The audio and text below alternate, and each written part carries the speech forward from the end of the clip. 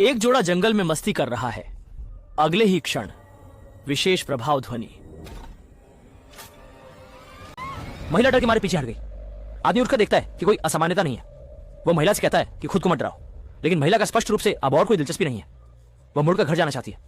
आदमी बहुत ही निराश होता है। क्या हुआ उस वादे का कि 300 दौर की लड़ाई होगी? अब केवल चीजें पैक करके जाने की तैयारी कर रही थी, लेकिन अचानक दूर से कोई आवाज सुनाई दी तो अकेली ही दूसरे दिशा में चल पड़ी। महिला ने काफी देर तक आदमी को नहीं देखा, इसलिए उसे ढूंढने के लिए वापस लौटना पड़ा।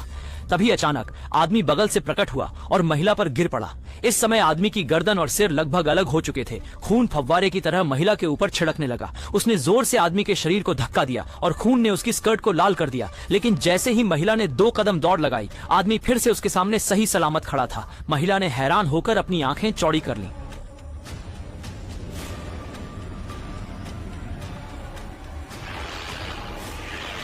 कैमरा शिफ्ट होता है। एक पुलिस कार एयरपोर्ट की ओर जा रही है व्यक्तियों को पकड़ने के लिए। महिला पुलिस अधिकारी ने टावर के कर्मचारियों से तुरंत संपर्क किया, उड़ान भरने वाले विमान को रोकने की मांग की। कर्मचारियों ने कहा कि उनके पास यह अधिकार नहीं है। मजबूरी में उन्हें एयरपोर्ट जाने की गति बढ़ानी पड़ी। पुलिस जिसे पकड़ना चाहती है वह वही लंबी बालों वाला व्यक्ति है जो घड़ी की ओर चिंतित होकर देख रहा है। प्रतीक्षा के दौरान वह समय समय पर बिस्किट निकालता है और फिर उसे सूटकेस में डाल देता है, जिसमें स्पष्ट रूप से एक जीवित प्राणी मौजूद है। विमान की उड़ान भरने से पहले लंबी बालों वाला व्यक्ति चेक इन काउंटर पर पहुंचा। उसने झूठा दावा किया कि सूटकेस में उसकी दिवंगत पत्नी के बाल हैं और अनुरोध किया कि कर्मचारी सावधानी से रखें। यह कहकर वह विमान में चढ़ गया। 2 पुलिसकर्मी फिर भी थोड़ा देर से पहुंचे और विमानों को उड़ते हुए देखते रहे, लेकिन उन्होंने हार नहीं मानी और टावर के कर्मचारी से संपर्क जारी रखा, उम्मीद में कि वे पायलट से संपर्क कर सकें। जैसे ही विमान बादलों में प्रवेश करता है, तुरंत हिलने डुलने लगता है। कप्तान सूचित करता है कि यह लगभग 5 से 10 मिनट तक यात्रियों को घबराने की जरूरत नहीं है। हालांकि तेज झटकों ने सूटकेस के अंदर के जीव को बेहद असुविधाजनक बना दिया। दूसरी ओर तूफान के कारण रेडियो में हस्तक्षेप हुआ, जिससे सिग्नल लगातार टूटता रहा और टावर कभी भी पायलट से संपर्क नहीं कर पाए। लगातार झटकों की वजह से कार्गो में रखे सूटकेस में रखे जीव का बक्सा अनजाने में खुल गया, जिसमें से सफेद धुआं निकला। इस समय विमान ने सफलतापूर्वक तूफानी क्षेत्र को छोड़ दिया। सह कैप्टन ने भी सबको आश्वासन दिया कि आगे की यात्रा में अब कोई अप्रत्याशित घटना नहीं होगी। इसी बीच सूटकेस के अंदर से राक्षस का पंजा निकला और हवाई यात्रा कर रहे पालतू कुत्ते को उसका खाना बना दिया। पेट भरते ही वो राक्षस कार्गो में इधर उधर भागा और उसने केबल और फ्यूज को भी काट दिया।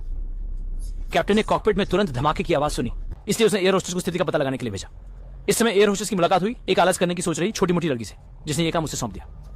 छोटी मोटी लड़की कुछ अनोने ढंग से तैयार हुई, पर मना भी नहीं कर सकी, इसलिए वह टॉर्च लेकर जंगल में चली गई। होलसांग के फर्श पर गीलापन था और वह गंदा भी था। हैरान कर देने वाली बात यह थी कि वहां एक बिखरी हालत में सुंदर महिला बैठी थी, जो शायद जानबूझकर छोटे शख्स के आने का इंतजार कर रही थी। वह महिला उसे आमंत्रित करने लगी और वह लड़का उसके आकर्षण में फंस गया और उसने अपनी सतर्कता छोड़ दी। वह अपने हाथ से लगातार उस सुंदरी को छूने लगा, जबकि वास्तव में वह राक्षस का मुंह छू रहा था। दरअसल यह सब कुछ एक छलावा था जो ग्वाइशो ने फैलाया था, और शाओजुआंग का दायां हाथ ग्वाइशो ने बुरी तरह से काट दिया। इससे पहले कि वह समझ पाता कि यह सब क्या हो रहा है, ग्वाइशो ने फिर से हमला कर दिया और उसे टुकड़े टुकड़े कर दिया। बिल्कुल अनजान के चांग में सह पायलट और एयर होस्टेस बाथरूम में प्यार कर रहे थे। बिना यह जाने ग्वाइशो पहले ही चुपके से उनके सामने आ चुका था।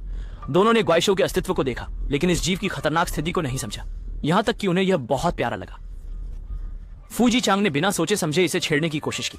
अगले ही पल उसने उनकी उंगली काट ली। फिर उसके बाद फूजी चांग की पीठ पर काटा। तुरंत बाद उसने कॉन्ग जी को निशाना बनाया और उसकी तरफ झपट पड़ा। इस समय लंबे बालों वाले आदमी के मन में किसी अनहोनी की आशंका थी, जिससे वह बेचैनी महसूस कर रहा था। इसलिए उसने एयर होस्टेस से एक गिलास पानी मांगा। पीछे बैठे यात्री ने भी एक गिलास की मांग की। हालांकि जब वह अपनी सीट पर लौटा तो उसने देखा कि छोटी मेज पर एक केक का टुकड़ा था, पर पलक झपकते ही वह गायब हो गया। इसी समय दूसरी ओर खिड़की के पास बैठी एक लड़की ने अचानक खिड़की पर एक काली छाया देखी। एक शब्द में लड़की ने सोचा कि कोई उसके साथ शरारत कर रहा है। बहुत गुस्से में अपनी सीट छोड़ दी। इसी समय एक सफेद बालों वाला बूढ़ा आदमी सामने आया और उसने भी कहा कि लड़की का चेहरा बहुत बदसूरत है, जिससे वह आत्मसंदेह में पड़ गई। इसलिए वह बाथरूम गई।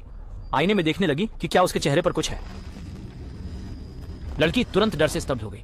असल में यह सब राक्षस की करतूत थी। दूसरी ओर लंबे बालों वाला आदमी बाथरूम जाने की जरूरत को रोक नहीं पा रहा था। अंदर लगातार किसी के होने का संकेत दिख रहा था, लेकिन कई बार दरवाजा खटखटाने पर भी कोई जवाब नहीं आया।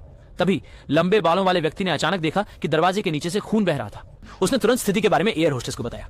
एयर होस्टेस ने देखा कि दरवाजा अंदर से बंद है, तो उसने जल्दी से चाबी लेकर दरवाजा खोला और पाया कि सह पायलट और एयर होस्टेस अंदर मृत पड़े हैं। ये देखते ही लोग डर के मारे कुछ समझ नहीं पाए। इसी समय एक काले कपड़े पहने आदमी वहां आया, जो संयोग से एक पुलिसकर्मी था। इसलिए बिना घबराए दरवाजा बंद कर दिया और वहां मौजूद लोगों से कहा कि वह शोर न करें, ताकि बेवजह की अफरा तफरी न मचे। पुलिस ने एयर होस्टेस को पहले दरवाजे के बाहर मौजूद खून के निशान साफ करने को कहा। बाकी सब कुछ विमान के उतरने के बाद हल किया जाएगा। इसी बीच कुछ लोगों ने अचानक सुना कि केबिन से चीखने की आवाज आई और साथ में एक राक्षस की गुर्राने की आवाज भी थी। पुलिस ने तुरंत सीट के नीचे छिपे राक्षस पर ध्यान दिया और सभी यात्रियों को तुरंत पिछली तरफ छिपने के लिए कहा, लेकिन सनग्लास पहनने वाला एक आदमी यह सब अतिरेक समझकर अपनी जगह पर निश्चिंत बैठा रहा। राक्षस ने उस पर नजरें गड़ा दी और अगले ही पल उसे धराशायी कर दिया। इसी समय लंबे बालों वाले आदमी और अन्य कुछ यात्री सफलतापूर्वक भागने में कामयाब रहे। जब वे पीछे के केबिन में पहुंचे, सब लोग आपस में बातें कर रहे थे, ये जानने के लिए उत्सुक थे कि वह चीज वास्तव में क्या है। लंबे बालों वाले आदमी ने आखिरकार सच्चाई बता ही दी। दरअसल वो एक सूक्ष्मजीव प्रोफेसर है। हाल ही में उन्होंने और उनकी टीम ने जलपरी द्वीप पर एक ऐसा सूक्ष्मजीव खोजा जिसकी पहले कोई जानकारी नहीं थी, लेकिन द्वीप की सरकार ने उन्हें शोध करने से मना कर दिया और उन्हें द्वीप से उस गाय को ले जाने की इजाजत नहीं दी। लंबे बालों वाले आदमी के पास कोई और रास्ता नहीं था, इसलिए उसने चुपचाप उसे अपने साथ अंततः वह इस विमान पर चढ़ा। लंबे बालों वाले आदमी को संदेह था कि शायद राक्षस भूखा होने के कारण मानवों पर हमला कर रहा था। जब लोगों को सच्चाई का पता चला तो उन्होंने लंबे बालों वाले आदमी को अच्छी तरह डांट दिया। दूसरी तरफ पुलिस अभी भी केबिन में राक्षस की छवि ढूंढ रही है। वह कॉकपिट के दरवाजे पर आया और कप्तान को जल्द से जल्द उतरने की सूचना दी और स्थिति की मोटे तौर पर जानकारी दी। कप्तान ने यह सुनकर अविश्वसनीय महसूस किया, लेकिन उनके चेहरे के भाव मजाकिया नहीं लगे, इसलिए तुरंत पास के टावर को लैंडिंग के लिए तैयार होने का सूचना दी।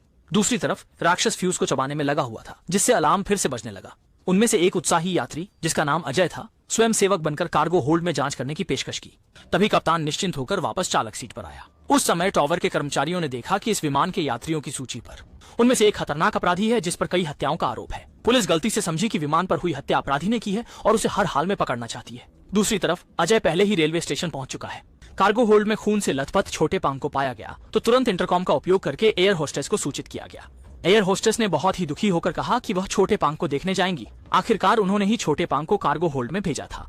इसी समय पुलिस ने अनजाने में उस अपराधी को देखा। दोनों तुरंत आपस में भिड़ गए और पुलिस के नीचे दबे अपराधी के पास कोई जवाबी हमले की ताकत नहीं थी। इसी समय उसने पास पड़ी हुई पिस्तौल को छू लिया। पुलिस ने कभी नहीं सोचा था कि वे अपनी ही बंदूक से मारे जाएंगे। दूसरी तरफ अजय कप्तान के निर्देश के तहत अभी तक फ्यूज को सफलतापूर्वक ठीक कर दिया गया है। जब वह वापस आ रहा था तो उसने देखा कि उसके पीछे एक सुनहरे बालों वाली सुंदर महिला आ गई है, लेकिन जल्दी ही पता चला कि वह असल में एक राक्षस थी, जिससे डरकर अजय तेजी से भाग गया। अच्छी बात रही कि वह जल्दी भाग गया और किसी जान का खतरा नहीं हुआ। इस बीच कॉकपिट का अलार्म फिर से बजने लगा। इस बार लैंडिंग गियर में खराबी थी। एयर होस्टेस अजय को लेकर ठीक करने गई और उनके सहयोग से इसे जल्दी ठीक कर लिया गया। जब वे दोनों निकलने की तैयारी कर रहे थे, अपराधी उनके पास आया, उन्हें एक एक करके खत्म करना चाहता था। जैसे ही उसने पिस्तौल निकाली, अजय ने एक लात मारकर उसे गिरा दिया।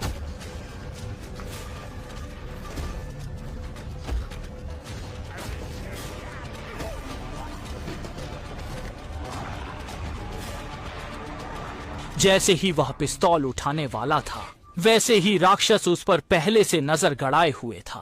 राक्षस के लगातार निगलने के साथ उसके शरीर में बदलाव आ गया। राक्षस पीछे के केबिन में आया और उसने बचे हुए कुछ लोगों की स्थिति का पता लगाया। लंबे बालों वाला आदमी राक्षस के साथ बात करने की कोशिश कर रहा था। पहले उसे खाना खिलाया था। इस बात को देखते हुए उसे माफ कर दिया, लेकिन राक्षस को आभार मानना नहीं आता था। सबसे पहले उसने लंबे बालों वाले आदमी को मार डाला और फिर बाकी लोगों को भी एक एक करके खत्म कर दिया। फिलहाल नियंत्रण कक्ष में 3 लोग अस्थायी रूप से सुरक्षित थे। उन्होंने निगरानी के जरिए देखा कि पिछला दरवाजा अचानक खुल गया है और वहां एक जीवित व्यक्ति था। अजय बिना कुछ कहे तुरंत उसे बचाने बाहर चला गया और एयर होस्टेस भी तुरंत ऑक्सीजन मास्क लेकर बाहर गई। उससे मिले अजय फिर से पीछे के सामान रखने के स्थान की ओर मुड़े, यह देखने के लिए कि क्या कोई जीवित बचा है। जब एयर होस्टेस लड़की को लेकर कॉकपिट में प्रवेश करने की तैयारी कर रही थी, तब अपराधी पीछे से आया और लड़की को बेहोश कर दिया। उसने एयर होस्टेस को बंदूक से धमकाया और पायलट से कॉकपिट का दरवाजा खोलने की मांग की। पीछे से अजय अपराधी पर हमला करना चाहता था, लेकिन जल्दी ही अपराधी ने उसे देख लिया।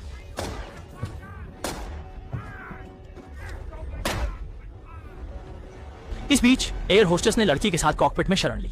इस समय विमान जल्द ही हवाई अड्डे के ऊपर पहुंचने वाला था, जबकि केबिन का अजय अपराधी द्वारा गिरा दिया गया था। लेकिन जैसे ही अपराधी कॉकपिट में जाने की तैयारी कर रहा था, वहां छिपी एयर होस्टेस ने मौके का फायदा उठाकर उस पर हमला कर दिया और आग बुझाने वाले यंत्र से अपराधी के सिर पर वार किया, जिससे वह तुरंत नीचे गिर गया। तभी परिवर्तित राक्षस उनके सामने आ पहुंचा और अजय के लिए स्थिति बहुत गंभीर होती दिखी। एयर होस्टेस ने तुरंत समझदारी दिखाते हुए अपने हाथ में पकड़ा हुआ अग्निशामक यंत्र राक्षस के मुंह में फेंक दिया।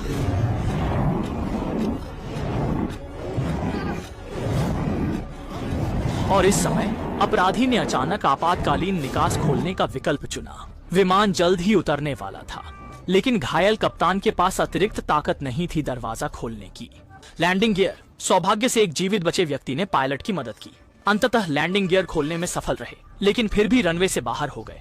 दूसरी ओर अपराधी इस समय का फायदा उठाकर पिस्तौल उठाना चाहता था। अच्छा हुआ कि अजय ने समय पर रोका। उसने अपराधी को सीधे विमान से बाहर फेंक दिया। 2 भागों में बट गया। इससे पहले कि खुश हो पाता, इस समय अजय अभी भी जोर से जीवन दान की आस पकड़े हुए था।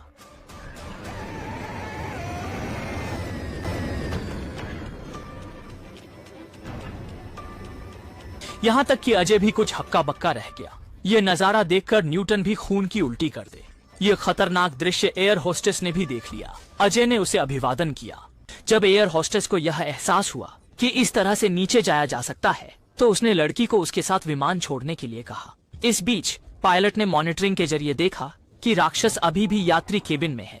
एयर होस्टेस को भागने का समय देने के लिए उसने फैसला किया कि वह खुद जाकर राक्षस का ध्यान भटकाएगा।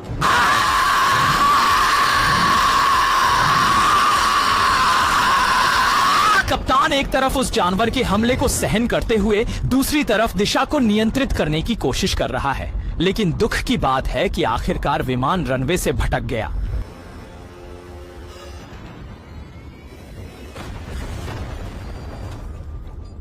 एयर होस्टेस को केवल आंखों के सामने विमान के विस्फोट को देखना पड़ा। हालांकि राक्षस विमान के विस्फोट के साथ गायब नहीं हुआ, यह अब भी बिना रोक टोक के मानवों पर हमला कर रहा था। ठीक है, उपरोक्त विवरण में शामिल है 2025 की German horror film क्वाई master flight की सारी सामग्री। समग्र रूप से देखा जाए तो यह फिल्म अधिकतम रूप से एक छात्र की बनाई गई कृति है, बिना किसी तर्क के, यहाँ तक कि बिना किसी सामान्य ज्ञान के, और विशेष प्रभाव लगभग 5 पैसे के है। लेकिन ये कहना पड़ेगा कि राक्षस काफी प्यारा था और लोगों में भ्रम उत्पन्न कर सकता था, जो वास्तव में अध्ययन के योग्य है। मूल फिल्म को देखने की सिफारिश नहीं की जाती। सभी का धन्यवाद। अगले वीडियो में